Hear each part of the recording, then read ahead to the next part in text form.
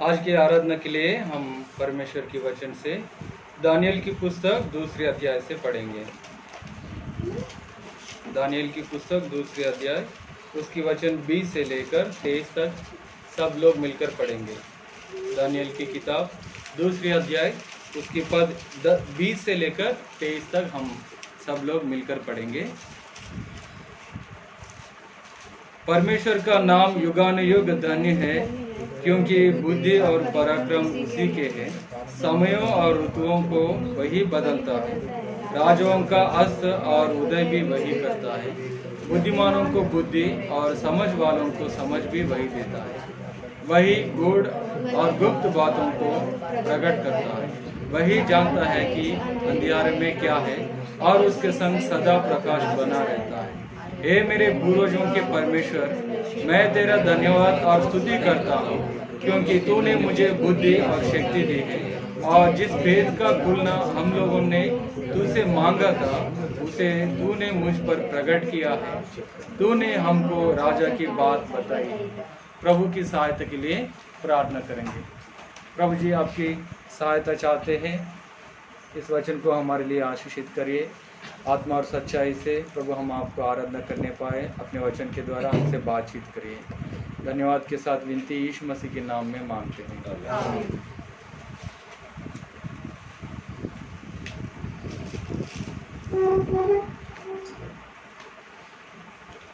परमेश्वर के इस वचन हमारे लिए आशीषित किए जाए, परमेश्वर ऐसे अनुग्रह करे। यहाँ परमेश्वर के वचन में हम देखते हैं दानियल परमेश्वर का स्तुति आराधना करते हैं कि परमेश्वर ने उनको बुद्धि और ज्ञान दिया। दानियल क्यों परमेश्वर का धन्यवाद कर रहे हैं? क्योंकि परमेश्वर ने उसको बुद्धि और ज्ञान दिया है। बुद्धि और ज्ञान का क्या प्रामुख्यता है इस दुनिया में? यदि बुद्धि ज्ञान नहीं रहते तो हम क्या करते हैं? मूर्ति पूजक होते हैं। बुद्धि और ज्ञान नहीं रहते तो हम अपनी आराधना करते हैं। बुद्धि और ज्ञान नहीं रहते तो हम ही सब कुछ करके हम अपने बारे में सोचते हैं। प्रभु का धन्यवाद हो, इस संसार की ज्ञानी लोगों से बढ़कर परमेश्वर हमें अपनी स्वर्गीय बुद्धि और ज्ञान दिया है, जिसके द्वारा हम परमेश्वर को पहचान किए हैं। हम पहचान लिए हैं और विश्वास किए हैं कि यीशु मसीह हमारा परमेश्वर है, उद्धार करता है। ये बुद्धि और ज्ञान दुनिया में बहुत से लोगों को नहीं है। वो अभी भी सच्चे परमेश्वर को मूर्तों में और पेड़ पौधों में, जानवरों में, पक्षियों में, सृष्टि में ढूंढ रहे हैं। प्रभु का धन्यवाद हम देंगे, क्योंकि प्रभु ने हमें बुद्धि दिया और विवेक दिया और सच्चे परमेश्वर पर विश्वास करने के लिए अनुग्रह किया है। कितना धन्य बात है। और उस परमेश्वर की आराधना करने के लिए आज हमको इकट्ठा भी किया है। तो प्रियो, यदि परमेश्वर का बुद्धि और ज्ञान हमें नहीं रहते तो हम उसको पहचानते नहीं है, हम उसको आराधना भी नहीं कर पाते। इस दुनिया में बहुत से आदर की योग्य लोग हैं, अच्छे लोग हैं, और इस दुनिया में बहुत से अधिकारी लोग हैं, लेकिन वो सब सच्चे परमेश्वर को नहीं जानते। वो बुद्धि उनको नहीं है, वो ज्ञान उनको नहीं दिया गया है। प्रिय भाई बहनों, परमेश्वर के द्वारा जो बुद्धि और ज्ञान हमें दिया गया है, उसके द्वारा हमारा प्राण बच गए हैं। सच है कि नहीं? सच है, क्योंकि इस दुनिया में हम 70-80 साल तक तो हर कोई जीते हैं। जो विश्वास करते हैं सच्चे परमेश्वर पर और जो नहीं करते वो भी जीते हैं, लेकिन दूसरी मृत्यु जो है उससे हम लोग बच गए हैं सच्चे परमेश्वर को जानने के द्वारा। तो प्रिय भाई बहनों, हम परमेश्वर के वचन में देखते हैं दानियल के ऊपर भी एक बड़े मुसीबत आए हैं। और वो मुसीबत ये है कि यदि राजा के स्वप्न के बारे में वो राजा को नहीं बता पाते तो उनकी जान चले जाएगा, राजा उनको संहार करेगा। तो ऐसे समय में कौन दानियल को बचाए हैं? परमेश्वर का बुद्धि और ज्ञान। यदि दानियल वो स्वप्न के अर्थ और उस स्वप्न राजा को नहीं बता पाते तो दानियल और उसके संगी ज्ञानी लोग सब मर जाते हैं। तो परमेश्वर के ज्ञान कैसे उनकी रक्षा किए हैं, कैसे उनको जीवन दिया है, और न केवल उनको लेकिन उनके साथियों को भी वो उद्धार मिला। वैसे आज परमेश्वर का जो ज्ञान, सच्चे परमेश्वर को पहचानने के जो ज्ञान है, हमें बचाते हैं दुनिया की पाप से और आने वाली उस दंड से, मृत्यु की दंड से हमें बचाते हैं। तो इसलिए प्रियो, परमेश्वर जो बुद्धि, विवेक और ज्ञान सच्चे परमेश्वर को पहचानने के लिए दिया है, उसके लिए भी हम प्रभु को धन्यवाद देना जरूरी है। देखते हैं दानियल की पुस्तक 2 अध्याय में 23 पद में दानियल कहते हैं, हे मेरे पूर्वजों के परमेश्वर, मैं तेरा धन्यवाद और स्तुति करता हूँ, क्योंकि तूने मुझे बुद्धि और शक्ति दी है। और उनको परमेश्वर ने बुद्धि और शक्ति दी है, इसलिए वो परमेश्वर का धन्यवाद करते हैं, स्तुति करते हैं। कहते हैं कि परमेश्वर तू ही, बुद्धि और पराक्रम तुम्हारा ही है। 20 पद में लिखा है, परमेश्वर के नाम युगानुयुग धन्य है, क्योंकि बुद्धि और पराक्रम उसी के हैं। उसकी बुद्धि और शक्ति के लिए हम सब को भी धन्यवाद देना है। सच्चे परमेश्वर अपने अनुग्रह, अपने बुद्धि, अपने ज्ञान हमारे ऊपर प्रकट किया है। నిజమైన దేవుణ్ణి తెలుసుకొని ఆయన ఎరిగి ఆయన్ని విశ్వసించడానికి దేవుడు మనకు జ్ఞానము, వివేచన ఇచ్చాడు. ఎంతమంది ఈ దినము నిజమైన దేవుణ్ణి, రక్షకుని తెలుసుకోలేక ఈ లోకంలో వారు ఎంతగానో కలవరపడుతూ వాస్తవాన్ని గ్రహించలేక తడబడుతూ ఉన్నారు. ఇంకా దేవుడు మనకిచ్చిన ఈ జ్ఞానం బట్టి దేవుని మనం స్తుతించాలి. परमेश्वर के वचन में दानियल के बारे में भी देखते हैं, और उनकी बुद्धि और पराक्रम के लिए दानियल परमेश्वर को स्तुति और आराधना करते हैं। और उसी बुद्धि और शक्ति के द्वारा दानियल का जान बच गए हैं, और न केवल दानियल का लेकिन उनके संगियों का भी प्राण बच निकला है। तो प्रियो, इसी के और एक चीज़ भी मैं आपको स्मरण दिलाना चाहता हूँ कि वो परमेश्वर की स्तुति और आराधना करते हैं, और उसके द्वारा एक भलाई भी हुआ है। देखिए, इस्राएली लोग जब भी युद्ध के लिए जाते हैं तो वो लोग पहला यूदा गोत्र को खड़ा करते हैं। यूदा गोत्र के लोग और याजक लोग, लेवी लोग जो है, वो लोग परमेश्वर की स्तुति करते जाते हैं। युद्ध करते समय भी वो लोग परमेश्वर का स्तुति करते हैं, जिसके द्वारा उनको रक्षा मिलता है। प्रियो, इसलिए हम परमेश्वर को भी धन्यवाद देना है और उसकी स्तुति आराधना करना है। तो प्रियो, असली समझ, सच्चे परमेश्वर की पहचानने की समझ, बुद्धि हमको दी गई है। अब हम अंधविश्वास में नहीं है, अब हम संसार में भटकते नहीं है।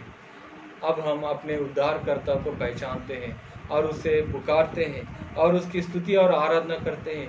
दुनिया की हर एक संकट में भी हम निडर रहते हैं। 112 भजन में भी हम एक सुंदर बात को देखते हैं। 7वीं पद में, वह बुरे समाचार से नहीं डरता, उसका हृदय यहोवा पर भरोसा रखने से स्थिर रहता है। यहोवा को जो जानते हैं और वो उस पर भरोसा रखकर स्थिर रहते हैं, बुरे समाचार को सुनकर भी वो नहीं डरते हैं। तो प्रियो, ये सब सच्चे परमेश्वर को जानने के द्वारा हमको ये अनुग्रह दी गई है।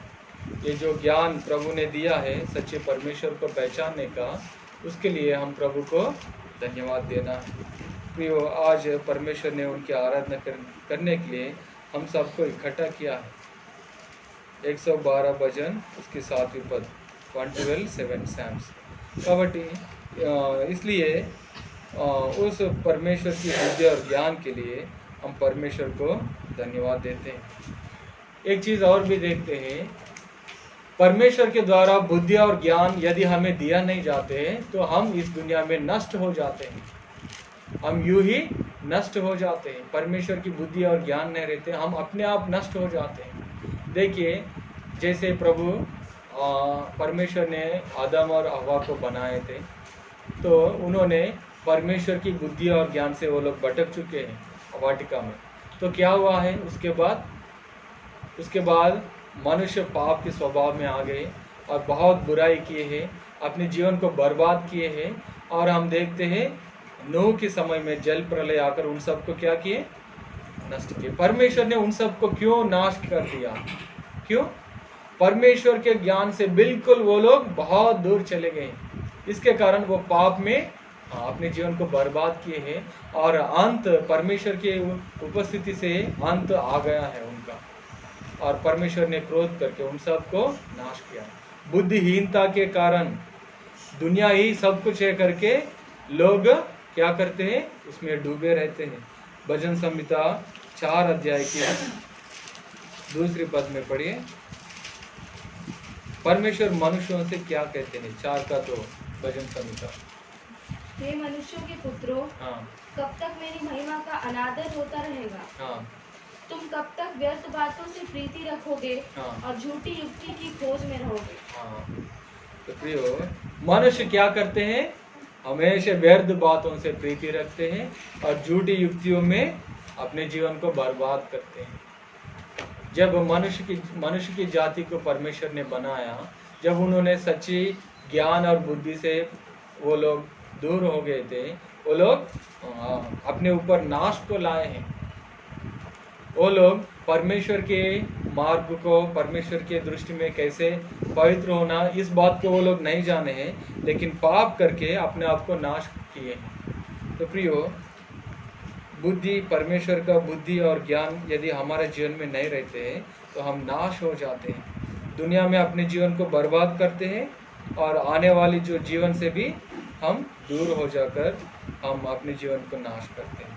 तो यहाँ हम देखते हैं परमेश्वर के द्वारा जो दिया गया ज्ञान है, बुद्धि है, उसके लिए दानियल परमेश्वर को धन्यवाद देते हैं, स्तुति और आराधना करते हैं। तो प्रियो, हम भी परमेश्वर को स्तुति और आराधना करेंगे। और वो क्या करते, देखिए दानियल की पुस्तक 2 अध्याय की 21 पद, समयों और ऋतुओं की वही बदलता है, राजाओं का अस्त और उदय भी वही करता है, बुद्धिमानों को बुद्धि, समझ वालों को समझ भी वही देता है। यह लिखा है, ऋतुओं को, समयों को वो बदल जाते हैं। ये हमें एक नई आशा देता है। समय और ऋतु मतलब क्या है? ऋतु मतलब क्या है? सीजन्स, धूप काल और ठंडे समय और बारिश का समय, ये सब होता है करके उसको वो परमेश्वर बदलेगा। धूप के समय में हम क्या सोचते हैं, अरे इतना धूप बर्दाश्त नहीं हो रहे हैं और थोड़ा मौसम ठंडा होने से अच्छा है, तो बारिश का समय आएगा, अरे पानी के कारण कहीं भी जा नहीं पा रहे, ये पानी कब बंद होगा हम सोचते हैं। फिर ठंडा और क्या बोलते हैं उसको, सर्दी आएगा, और सर्दी में अरे धूप को तो सह सकते, इसको तो, इससे तो बच नहीं पा रहे करके और भी सोचते हैं। तो प्रियो, हमारे जीवन में भी ऐसी परिस्थिति बहुत से आएगा, कमी घटी आएगा, बीमारी आएगा, आर्थिक परिस्थिति आएगा, लेकिन प्रभु क्या करने वाले हैं? उन सारे परिस्थितियों को बदलने वाले हैं। तो दानियल परमेश्वर के द्वारा जो बुद्धि पाए हैं उसके अनुसार वो ये समझ गए हैं, समयों और ऋतुओं को वही बदलते हैं। अब कोरोना आकर सारा मामला पूरा बिल्कुल बदल गए, कोई भी घर से बाहर नहीं जा रहा। इस परिस्थिति को किसने लाए? परमेश्वर ही ने लाए। तो प्रियो, समय को, राजाओं को और ऋतुओं को, सबको परमेश्वर बदलने वाले हैं। हम अभी संसार में प्रभु के नाम के वजह से हम लोगों के द्वारा हम इनकार किए जाते हैं। इस परिस्थिति को भी प्रभु बदलने वाले हैं और हमारे जीवन में प्रभु के नाम के कारण बहुत से सतावटों को, दुख और क्लेशों को उठाना पड़ता है। इस परिस्थिति को भी परमेश्वर बदलने वाले हैं। एक अच्छी आशा प्रभु यीशु मसीह में हमें दिया गया है। हम हमेशा दुख उठाते नहीं रहेंगे, परमेश्वर हमारा आंसू पोंछने का समय आएगा। तो प्रियो, इन सारी बातों को समझकर दानियल परमेश्वर का स्तुति और आराधना करते हैं। तो प्रियो, हम भी परमेश्वर की स्तुति और आराधना करेंगे। सच्ची परमेश्वर को जानने की जो बुद्धि, विवेक प्रभु ने दिया है, उसको लेकर हम प्रभु की आराधना करेंगे। आइए हम आराधना में जाएंगे। ఇప్పటి వరకు వ్యక్తిగతంగా ప్రభువును ఆరాధించడానికి దేవుడు మనకు ఎంతగానో సహాయం చేశాడు। अभी तक व्यक्तिगत रीति से प्रभु की आराधना करने में प्रभु हमें सहायता किया है। अभी इमेज में भाग लेने से पहले हम परमेश्वर के वचन के द्वारा अपने आप को जांचेंगे।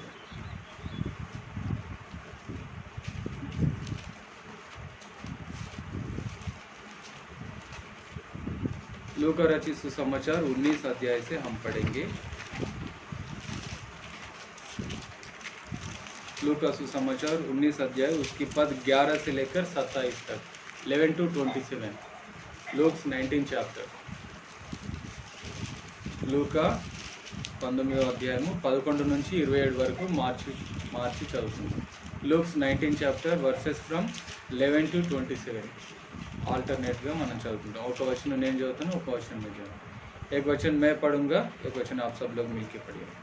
जब वे बातें सुन रहे थे तो उसने एक दृष्टांत कहा, इसलिए कि वह यरूशलेम के निकट था और वे समझते थे कि परमेश्वर के राज्य अभी प्रकट होने वाला है. अतः उसने कहा, एक धनी मनुष्य जो देश में चला जाता था, राजभाग पाकर लौटा है. उसने अपने दासों में से 10 को बुलाकर उन्हें 10 मोहरें दी और उनसे कहा, मेरे लौट आने तक लेन देन करना. परंतु उसके रहने वालों से बैर रखते और उसकी भेजा. यह हम पर राज करें. जब वह राजपद पाकर लौटा तो ऐसा हुआ कि उसने अपने दासों को जिन्हें रोकड़ दी थी अपने पास बुलवाया ताकि मालूम करे कि उन्होंने लेन देन से क्या क्या कमाया. तब पहले ने आकर कहा, हे स्वामी, दास कमाई है. उसने उससे कहा, धन्य है उत्तम दास, तो बहुत ही थोड़े में विश्वास योग्य निकला, अब 10 नगरों पर अधिकार रख. दूसरे ने उसको कहा, हे स्वामी, मेरे 5 कमाई है. तीसरे ने आकर कहा, 19 चलो ना. उसने उससे भी कहा, तू भी 5 नगरों पर हाकिम हो जा. तीसरे ने आकर कहा, हे स्वामी, देख तेरी मोहर यही है, जैसे मैंने अंगाछे में बांध रखा था. क्योंकि मैं तुझसे डरता था, इसलिए कि तू कठोर मनुष्य है, जो तूने नहीं रखा उसे उठा लेता है और जो तूने नहीं बोया उसे काटता है. उसने उससे कहा, हे दुष्ट दास, मैं तेरे ही मुँह से तुझे डराता हूँ. तू मुझे जानता था कि कठोर मनुष्य जो मैंने नहीं रखा उसे उठा लेता और जो मैंने नहीं बोया उसे काटता हूँ. तो तूने मेरे रुपये सराफों के पास क्यों नहीं रख दिए कि मैं आकर ब्याज समेत ले लेता. और जो लोग निकट बैठे थे उसने उससे कहा, और उससे ले लो और जिसके पास 10 उन्होंने उससे कहा, हे स्वामी, उसके पास 10 मोहरें तो है.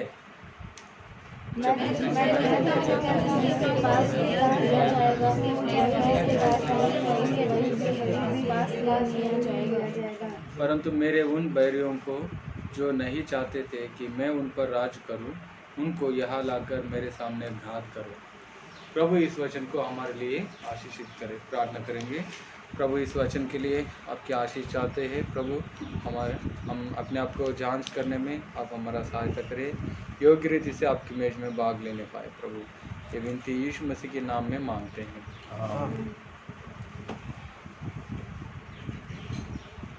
लूका रचित सुसमाचार 19 अध्याय में हम देखते हैं कि एक दृष्टांत प्रभु यीशु मसीह के द्वारा बताया जाता है.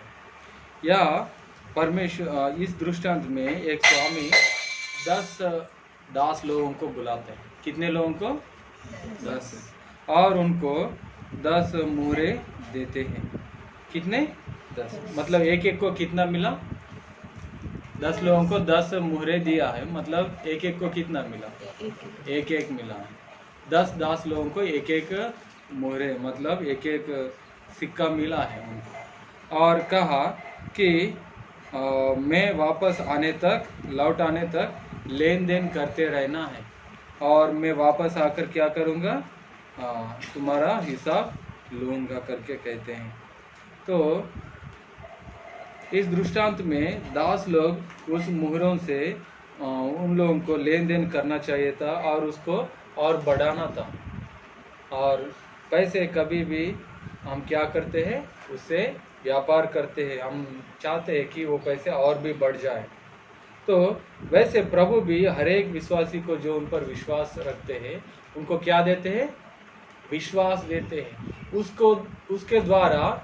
और उनको क्या करना है, उस विश्वास को और भी बढ़ाना और परमेश्वर के बारे में और भी जानना है, परमेश्वर के गवाही होकर इस दुनिया में रहना है, एक ज्योति के समान प्रकाशित होना है। ये हर एक विश्वासी से प्रभु चाहते हैं। इसलिए प्रभु ने कहा तुम जगत की ज्योति हो। तो प्रियो, परमेश्वर ने हमें इस दुनिया के लिए ज्योति बनाए हैं। अब ग्लास थी इसको लग मुझे। तो यह वचन में ऐसे दासों को 10 दासों को 10 मोहरे दिया है और उन्होंने उसके साथ व्यापार किया है, उसको बढ़ाए हैं। और वैसे ही परमेश्वर भी हमें विश्वास देता है। सच्चे परमेश्वर पर जब हम विश्वास करना शुरू करते हैं हम उद्धार पाते हैं। पहली बात, विश्वास के द्वारा हम उद्धार पाते हैं, है कि नहीं? विश्वास के कारण ही हमारा उद्धार होता है।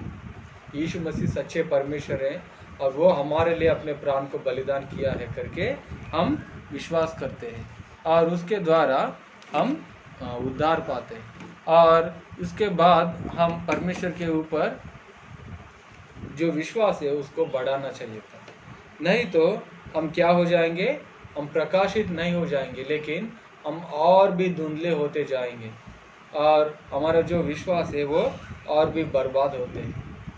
आप देखिए, कोई भी लोहे को आप बाहर में धूप में और बाहर रख देंगे तो क्या हो जाएगा, जंग लग जाएगा, वो पानी में गिरने से और वो जंग लगते जाएगा, वो उसका जो ताकत है वो उसमें वो क्या हो जाएगा, वो कमज़ोर हो जाएगा। वैसे हमारे विश्वास जो प्रभु ने हमें दिया है उसको अभ्यास करते हुए उसको बढ़ाना है, उसको मजबूत बनाना है, नहीं तो वो विश्वास कोई भी काम का चीज़ नहीं होता है, नहीं तो वो विश्वास मृतक विश्वास होता है। क्या होता है, विश्वास को यदि हम अभ्यास नहीं करेंगे तो वो क्या हो जाएगा, मृतक, मतलब मरे हुए जैसे वो हो जाते हैं, उससे कोई भी काम नहीं होता। तो प्रियो, परमेश्वर जो विश्वास हमें देता है उसको अभ्यास करना है। उसको क्या करना है, एक छोटी सी उदाहरण बताता हूँ जो सब लोग जानते हैं। तो दाऊद के बारे में हम बहुत अच्छे से जानते हैं कि दाऊद ने राजा होने से पहले क्या काम करते थे, भेड़ बकरियों को चराते थे। और वो जब उनको भेड़ बकरियों को जंगल में ले गया और उसको चराते थे तो भेड़ों को खाने के लिए क्या आए थे, सिंह और भालू आए थे। और दाऊद ने क्या किया, जब भेड़ बकरियों को चराते थे वचन को हमेशा मनन करता था। वचन पढ़ने से उनको विश्वास मिला है कि परमेश्वर सामर्थ्य है, हर एक संकट से बचाएगा। अब परीक्षा का समय आए हैं, क्या आए हैं, सिंह और भालू आकर भेड़ों को पकड़कर मार रहे थे। अब परमेश्वर के विश्वास से दाऊद को क्या करना है, उससे उस भेड़ बकरियों को बचाना है, उस विश्वास से, सिंह और भालू से उस भेड़ बकरियों को बचाना है।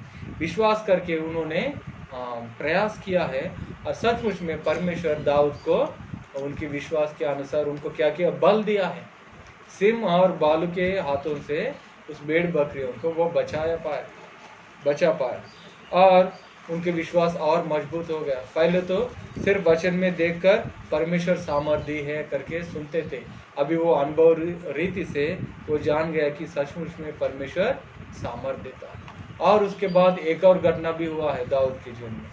क्या हुआ है, और इस्राएली लोगों में गोलियत करके एक योद्धा आकर इस्राएलियों को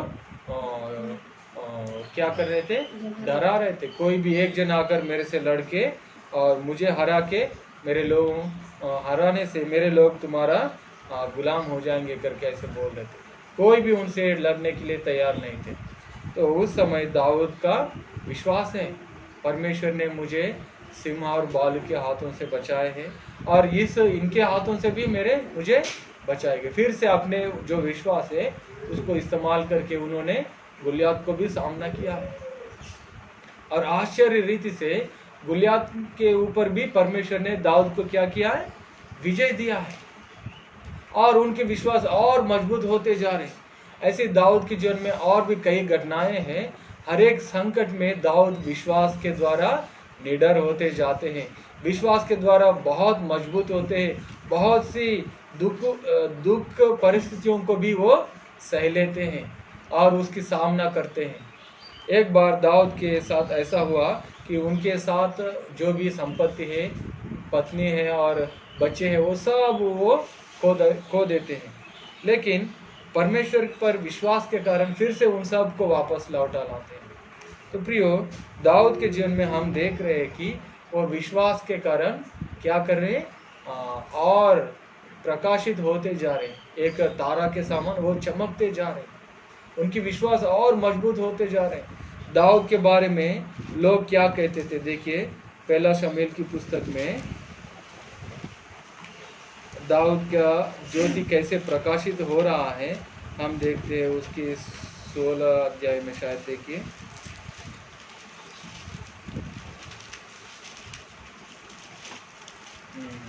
सोलह अध्याय में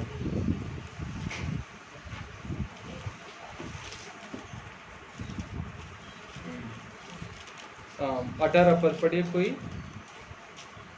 तब एक जवान ने उत्तर दे के कहा, सुन, मैंने बेतलेहम वासी यिशै के एक पुत्र को देखा जो वाणी बजाता जानता था, और वह वीर योद्धा भी है, और बात करने में बुद्धिमान और रूपवान भी है, और यहोवा उसके साथ रहता है। दाऊद के बारे में जो भेड़ों को चराते थे तो उनके बारे में क्या बोल रहे थे, वो योद्धा है, वो सिंह और भालू को मारा है, और उन्होंने ही आखिरी में गुलियात को भी मारे हैं, और उनकी ज्योति लोगों के सामने प्रकाशित होते जा रहे हैं। प्रियो, इस दाऊद का जो विश्वास है, उनके आसपास में जो लोग रहते हैं उनको भी वो विश्वास उनको भी मजबूत किया है। हमारा विश्वास सिर्फ हमारे जीवन में भी नहीं, लेकिन दूसरों को भी क्या करेगा, विश्वास में मजबूत करेगा। यदि एक दिया है हमारे घर में, तो उस दिया से कितने दियाओं को हम जला सकते हैं?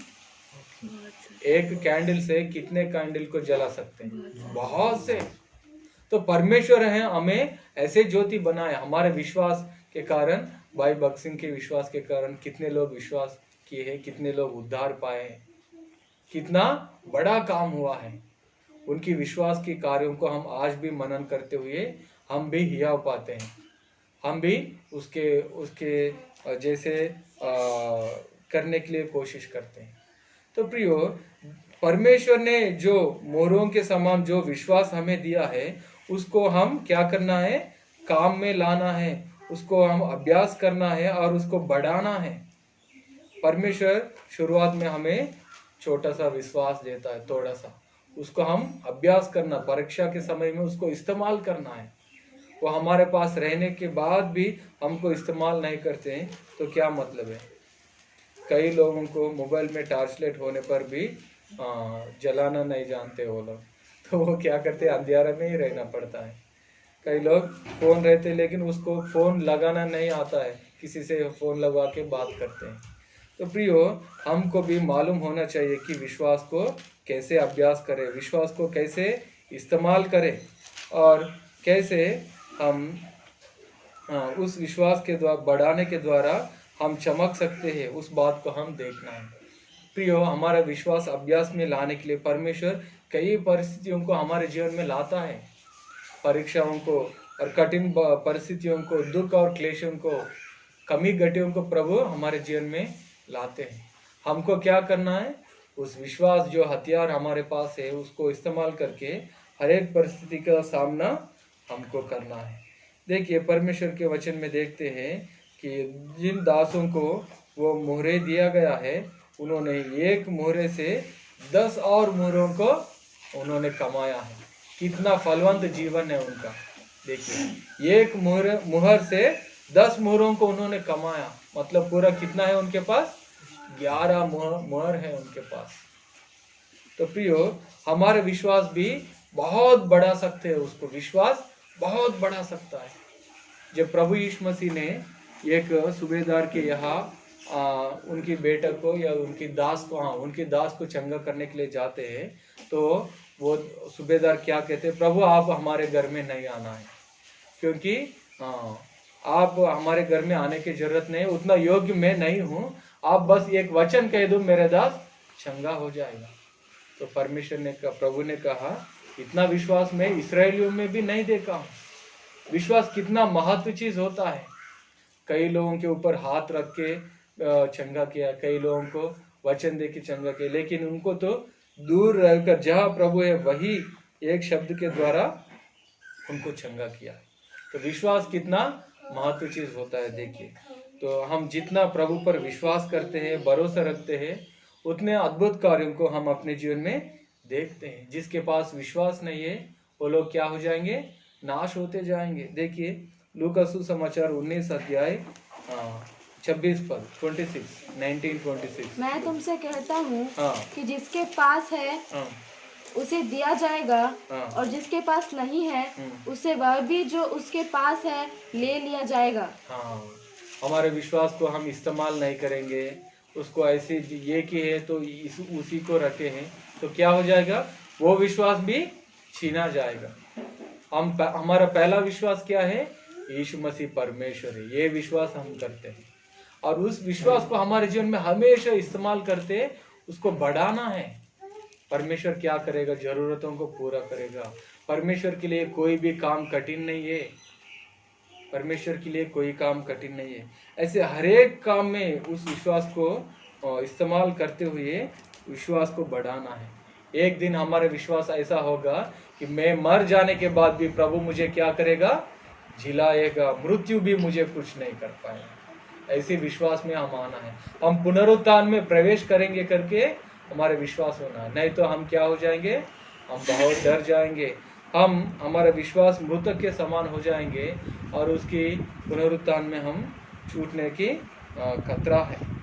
तो प्रियो, यह लोग कैसे कैसे विश्वास को बढ़ाए हम देखते। देखिए, एक दास ने एक मोहर से 10 और मोहरों को कमाए हैं, और दूसरे ने क्या किए हैं, एक मोहर से 5 मोहरों को कमाए हैं, और तीसरा दास ने एक मोहर को उसी को क्या किए हैं, छिपा कर, उसको इस्तेमाल नहीं किया, और कहीं भी उसको कुछ भी नहीं, उसको छिपा कर रखे हैं।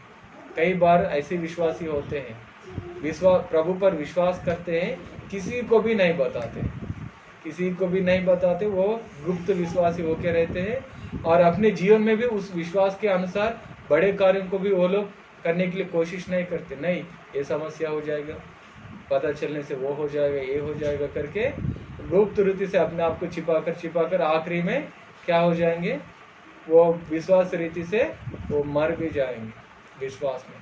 तो प्रियो, प्रभु ने हमें ज्योति बनाए हैं, ज्योति करके कहे थे, और हमें कोई भी पलंग के नीचे नहीं रखना है। मोमबत्ती जलाकर कहाँ रखते हैं, दीवार के पीछे या तो दरवाजे के पीछे कोई रखेंगे क्या, ऊंचे स्थान पे रखते हैं, ताकि सबको उसकी रोशनी मिले और सब लोग सही मार्ग में जा सके। परमेश्वर हमें विश्वास क्यों दिए हैं, हमारा विश्वास लोगों के सामने प्रकाशित हो जाए और बहुत से लोग सच्चे परमेश्वर को जान सके। तो प्रियो, परमेश्वर के वचन में हम देखते हैं, परमेश्वर खुद कहते हैं कि लेन देन करना है, लौट आने तक लेन देन करना, विश्वास को बढ़ाना है। और बहुत से लोगों के जीवन में हम उस विश्वास के द्वारा हम क्या कर सकते हैं, परमेश्वर के उद्धार में उनको भी ला सकते हैं। एक विश्वासी को मैं जानता हूँ, वो प्रभु पर विश्वास किए हैं, और उन्होंने विश्वास किए हैं, उद्धार पाए हैं, और सबको विरोध करके वो बपतिस्मा भी लिए उनके घर में, एक ही अकेले औरत। और क्या हुआ, कुछ दिन बीतने के बाद उनकी पड़ोसी जो है, एक परिवार रहते पति पत्नी, उनकी पति को पुलिस लोग आकर क्या किए हैं, पकड़ कर ले गए, किसी के केस में उनको पकड़ कर ले गए हैं, और उनकी पत्नी अकेले रह गई। और वो आकर ये विश्वासी स्त्री को बताया, ऐसे ऐसे मेरे पति को पुलिस लोग उठा ले गए हैं, और उनको जमानत करवाना भी बहुत मुश्किल है, उतना पैसा मेरे पास नहीं है, मेरा सासू माँ मेरे बात बिल्कुल नहीं मानते हैं, हमारा हमेशा झगड़ा होता है, वो गिरवी रखने के लिए भी कुछ भी कागज़ नहीं देते हैं, से बुरी स्थिति में मैं हूँ करके वो बोल रहे थे विश्वासी स्त्री से।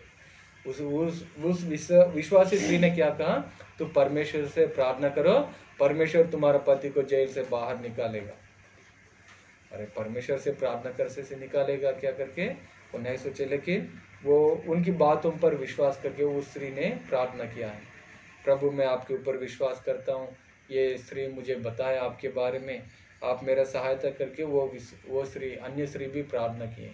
उसके बाद क्या हुआ, उनकी सासू माँ आकर उनको गिरवी रखने के लिए कागज़ दिए हैं। हमेशा वो इनसे लड़ते हैं, लेकिन उस समय में आकर वो उनको कागज़ दिए हैं और उसके द्वारा उनको उनका पति जेल खाने से बाहर आ गए। और उसके बाद वो विश्वासी स्त्री ने बोला, देखो मैंने बताया ना, यीशु मसीह से प्रार्थना करने के द्वारा प्रभु अद्भुत कार्य करेगा।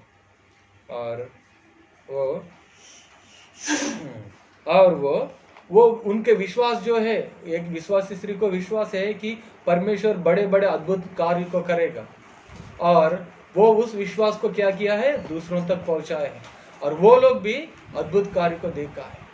तो प्रियो, हम जो विश्वासी लोग हैं, हमारा विश्वास लोगों के सामने क्या करना है, चमकाना है।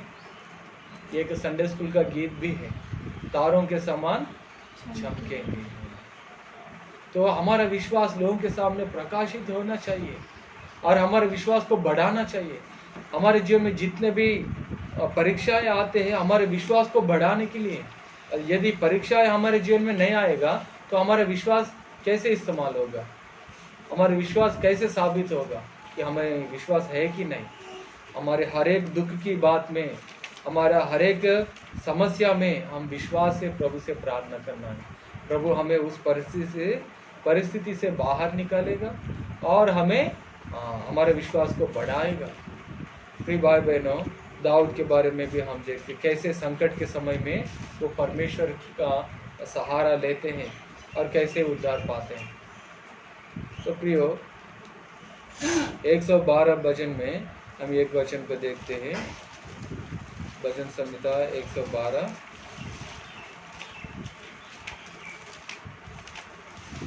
तो उसके साथ आए 7th वर्ष पढ़िए। वह बुरे समाचार से नहीं डरता, हाँ, उसका हृदय यहोवा पर भरोसा रखने से स्थिर रहता है। हाँ, तो प्रियो, विश्वासी लोगों का जो विश्वास है, भरोसा जो है, उससे वो लोग स्थिर रहते हैं। यदि हमारा विश्वास कमजोर है तो क्या हो जाएंगे, डरेंगे, कांपेंगे, क्या करना है, कैसे रहना है, अब इतना बड़े मुसीबत आए हैं, विश्वास नहीं है कि अपने पास, उस हथियार को क्यों इस्तेमाल नहीं करते। विश्वास से अपने जीवन में बड़े कार्यों को हम देखना है। प्रभु जरूर बड़े भक्त लोगों के जीवन में नहीं, हर एक के जीवन में प्रभु काम करना चाहते हैं। प्रभु हम सब के जीवन में अद्भुत कार्य करना चाहते हैं। विश्वास सहित हम उसके चरणों पर आके प्रार्थना करना है और चेक कर देखना परमेश्वर कैसा भला है। चखना है, परीक्षा में परमेश्वर को जांचना है कि वो हमें सहायता करेगा कि नहीं, हम उसको जांचना है। परीक्षा के समय में हम विश्वास से प्रार्थना करना है। प्रियो, परमेश्वर हमारा विश्वास को बढ़ाएगा। परमेश्वर चाहते हैं कि हम लेन देन करके उसको बढ़ाएं। तो प्रियो, आज परमेश्वर के वचन के द्वारा हमने देखे कैसे प्रभु हमें विश्वास दिया है और कैसे उसको बढ़ाना चाहते हैं। जो कोई विश्वास को इस्तेमाल नहीं करेगा, उनके पास जो है वो भी ले लिया जाएगा और वो पूरे भटक जाएगा। देखिए 26 पद में लिखा है एक अच्छी बात, जो मैं तुमसे कहता हूँ कि जिसके पास है उसे दिया जाएगा और जिसके पास नहीं है उससे वह भी जो उसके पास है ले लिया जाएगा।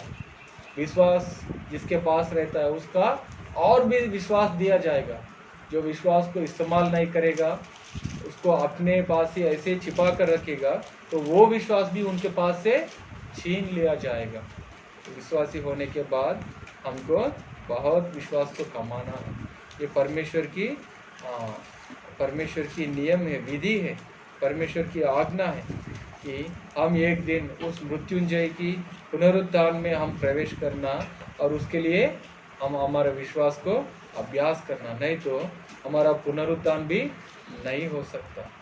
तो प्रियो, परमेश्वर पर विश्वास करते हुए बहुत से बड़े बड़े कार्यों को अपने जीवन में देखने के लिए और हमारे विश्वास की ज्योति को लोगों के सामने चमकाने के लिए प्रभु हमारा सहायता करिए।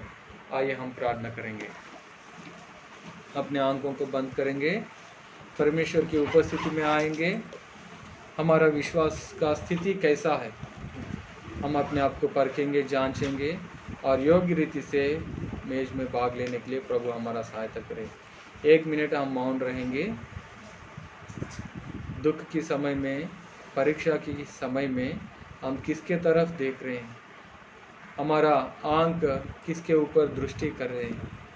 क्या हमारे विश्वास को हम इस्तेमाल करके परमेश्वर की सामर्थ्य को अपने जीवन में देख रहे हैं और जैसे बढ़ा हुआ उस विश्वास को और इस्तेमाल करके और बढ़ा रहे हैं क्या?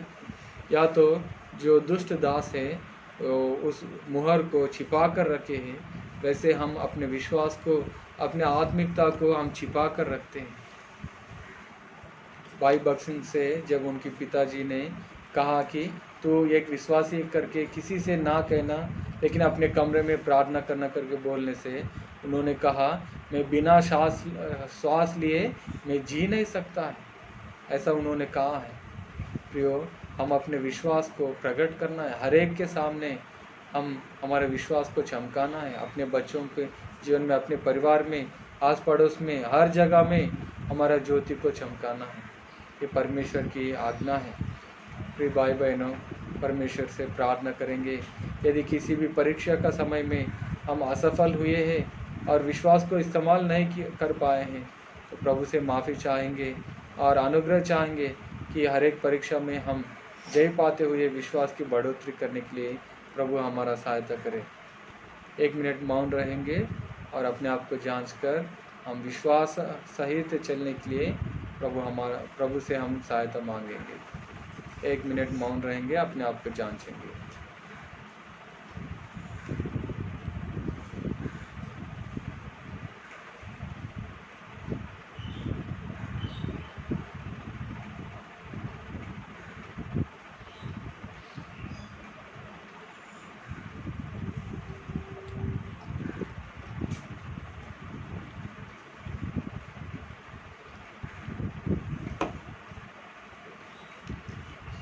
प्यारे पिता, फिर एक बार आपके चरणों में आते हैं, आपके अनुग्रह चाहते हैं हमारे जीवन में। कई बार प्रभु हम विश्वासी होने के बाद भी अविश्वास की चाल चले हैं, आपके ऊपर हमारा भरोसा नहीं रखे हैं, हमारा दृष्टि आपकी ओर नहीं किए हैं। इसी के कारण प्रभु हमारे पास बहुत कम बचा है। प्रभु हम माफ़ी चाहते हैं। प्रभु आपके लहू से हमें धोकर शुद्ध करिए। हर एक कमी गटी में, हर एक दुख की परिस्थिति में हमारा विश्वास आपके ऊपर रख कर बड़े और अद्भुत कार्यों को देखने के लिए सहायता करिएगा। प्रभु जी, प्रभु हम अपने विश्वास को छिपा कर ना रखें, लेकिन उसको इस्तेमाल करें, उससे लेन देन करें और हमारे विश्वास को बढ़ाया, इसे अनुग्रह सहायता करिएगा। प्रभु ये छोटी सी प्रार्थना उद्धारकर्ता प्रभु यीशु मसीह के नाम में मांगते हैं। ऐसे अपने आंखों को बंद करके रखिए, हम मेज में भाग ले लें। प्रभु यीशु ने जिस रात वह पकड़वाया गया रोटी ली और धन्यवाद करके कहा, उसे तोड़े और कहा, यह मेरी देह है जो तुम्हारे लिए है, मेरे स्मरण के लिए यही किया करो। प्रभु जी धन्यवाद देते हैं रोटी के लिए प्रभु, और वो आपकी देह को दर्शाते हैं प्रभु जब आप इस दुनिया में थे प्रभु, विश्वास सहित काम किए हैं प्रभु, और अपने विश्वास को, अपनी ज्योति को लोगों के सामने प्रकाशित, चमकाए हैं, प्रकाशित किए हैं, और बहुत से लोग प्रभु आपके द्वारा विश्वास में, उद्धार में आए हैं प्रभु। विश्वास आपने दिलाए प्रभु, हमारे द्वारा भी प्रभु हमारे जीवन में हमारा विश्वास मजबूत हो जाए और हमारे विश्वास के द्वारा और बहुत से लोग भी विश्वास में आने के लिए सहायता करेगा। हमारा अविश्वासता को प्रभु दूर करेगा। आपके लहू से हमें धोकर शुद्ध करिए। धन्यवाद के साथ विनती उद्धारकर्ता यीशु मसीह के नाम में मांगते हैं। जो कोई अपने आप को जांचे है, परखे हैं, आज से परमेश्वर के विश्वास के अनुसार अपने जीवन को चलाने के लिए फैसला किए हैं, वो इस रोटी में भाग लेने के लिए अपने दाहिने हाथ दिखाइए।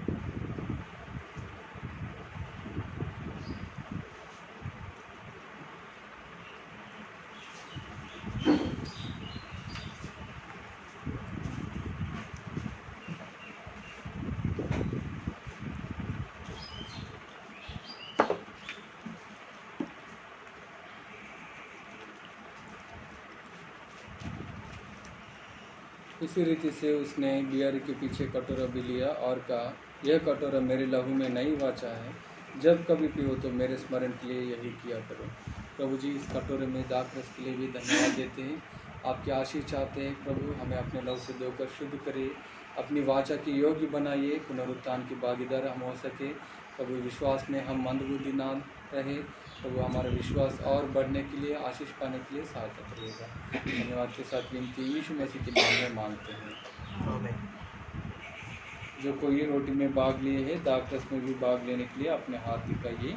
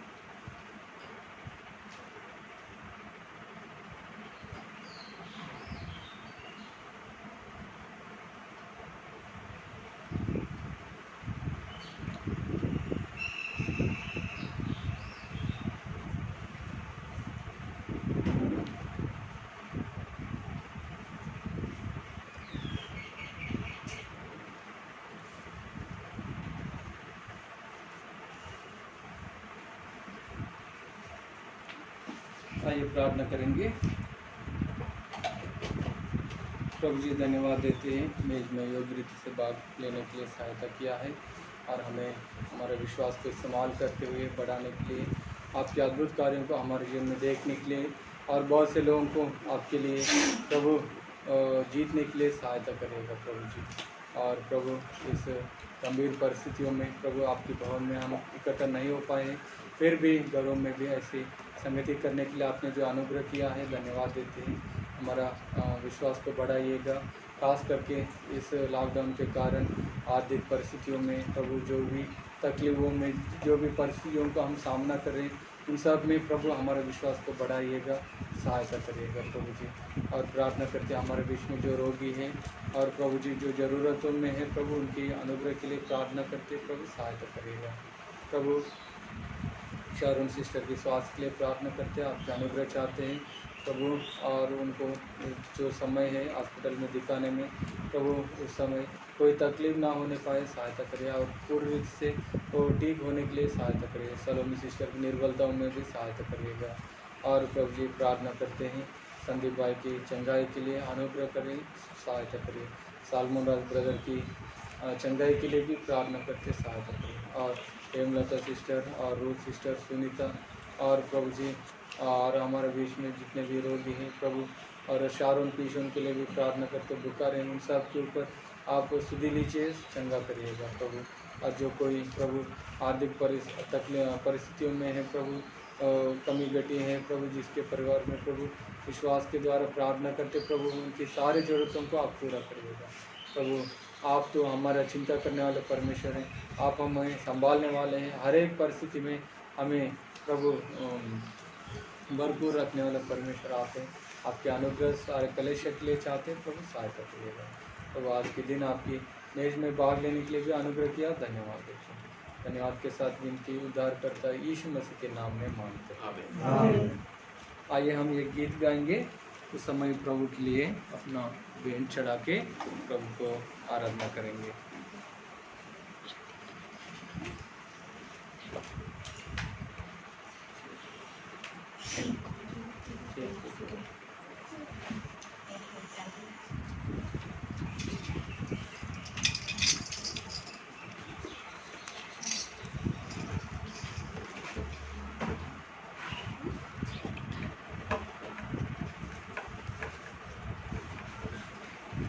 ये गीत गाएंगे।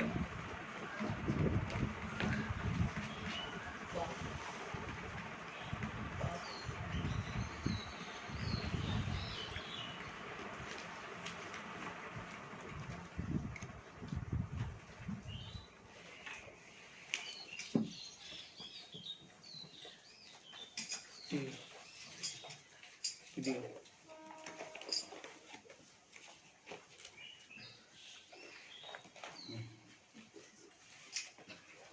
आराधना करूँ मैं दिल से बजूं। 200 नंबर।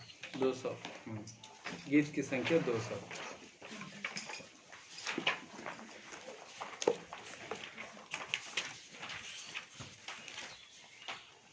आराधना करूँ मैं दिल से बजूंगा, सनातन तक तेरी स्तुति करूँगा।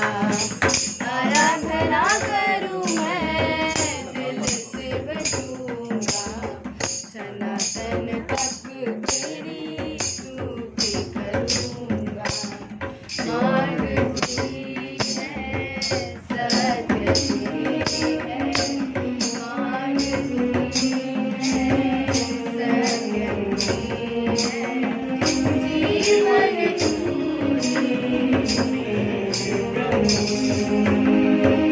जीवन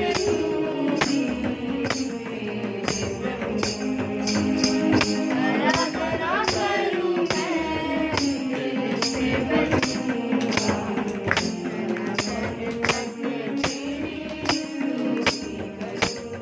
आराधना करूँ मैं दिल से बजूंगा, सनातन तक तेरी स्तुति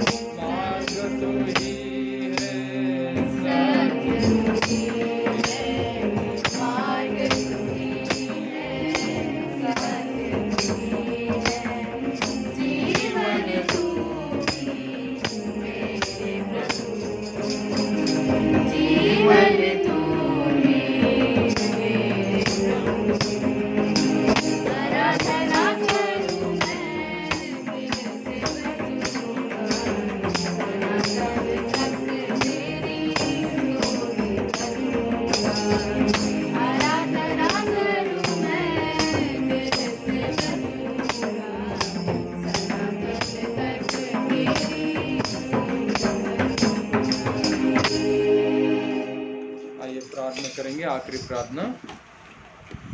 प्रभु जी धन्यवाद देते हैं, आज की आराधना में आपने सहायता किया है। विश्वास करते हैं कि आप हमारा आराधना को और इस बैंड को भी ग्रहण किए हैं प्रभु।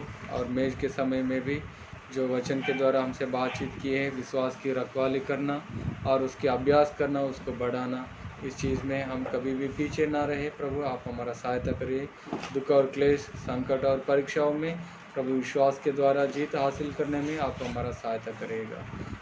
प्रभु बीते हफ्ते भर हमें संभाले हैं और प्रभु अभी यदि आपकी आना देर हो प्रभु तो अगले हफ्ते तक प्रभु हमें संभाल के रखिएगा और प्रभु जी आपकी उपस्थिति में आकर आपकी आराधना कर सके प्रभु।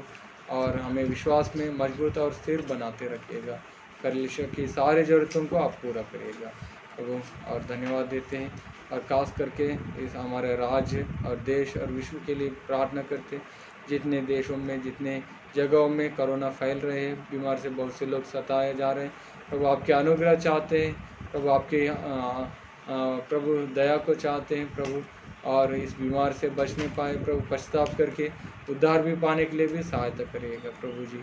अंत का दिन आए हैं करके सब लोग समझ सके प्रभु, मन फिराने के लिए और उद्धार पाने के लिए भी सहायता करें। जो विश्वासी आलसी है और अलग से जीवन जी रहे प्रभु, उनके लिए भी एक जागृति का समय ये बनने पाए प्रभु। और लंदन में भी और विदेश में भी जितने भी विश्वासी लोग हैं जो कोरोना से इन्फेक्ट है प्रभु, उनके लिए भी आपके अनुग्रह चाहते, आप उनको भी छूकर चंगा करिएगा प्रभु। आज जो संगति दिया है हमें, इसके लिए धन्यवाद देते हुए धन्यवाद के साथ विनती यीशु मसीह के नाम में मांगते हैं। पिता के प्रेम, परम पुत्र की अनुग्रह और पवित्र आत्मा के संगति हम सब से और सारे संतगणों से सदा काल तक बने रहे। आमीन। चलती है बत्ती जब तक कि उसमें